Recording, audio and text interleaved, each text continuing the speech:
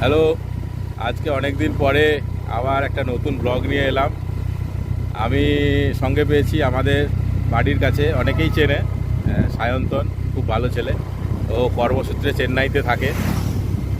ওর সঙ্গে আজকে একটু লং ড্রাইভে যাচ্ছি। যদিও দিনের বেলা লং ড্রাইভ রাত্রিবেলা সাধারণত হয়, কিন্তু আমাদের এক্সপিরিয়েন্স বা অ্যাডভেঞ্চারগুলো আমরা বেশিরভাগ দিনের বেলাই করে থাকি।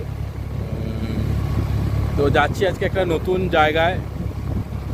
যদি সম্ভব হয়, সেখানে ভিডিও করতে দেয় না, যদি করতে দেয় আমরা লুকিয়ে টুকিয়ে দেখাবো।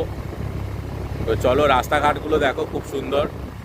এইরকম একটা সুন্দর রাস্তা দিয়ে যখন বাইক চালিয়ে কোনো ডেস্টিনেশনে আমরা যাব, একটা আলাদাই অনুভূতি, না কি বলো সায়ন্তন?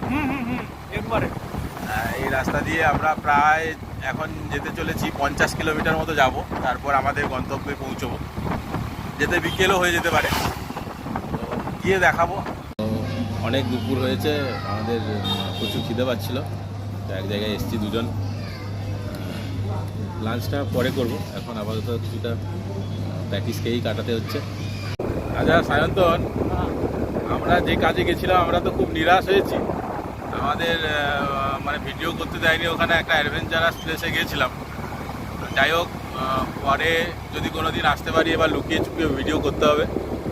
যাই হোক, আমরা এখন বাড়ির পথে যাচ্ছি। যে কাজের জন্য আসতে কাজটা হয়েছে এবার। আচ্ছা, কিছুটা সফল হয়েছে। যাই হোক, তুমি কি নিয়ে এসছো? একটা যেন হাতে আছে দেখি। আইসক্রিম একটা নিয়ে আসতে। আচ্ছা, আইসক্রিম আছে, খুলতে হবে। ঠিক আছে। এখন এই যে আইসক্রিম কিনে দিল, খাচ্ছি আইসক্রিম। যদিও ঠান্ডা লেগে আছে, রোদ ছিল যাওয়ার সময়, এখন প্রচুর মেঘ হয়েছে ওইদিকে, বৃষ্টি হতে পারে, তাই তাড়াতাড়ি বাড়ি ফিরতে হবে।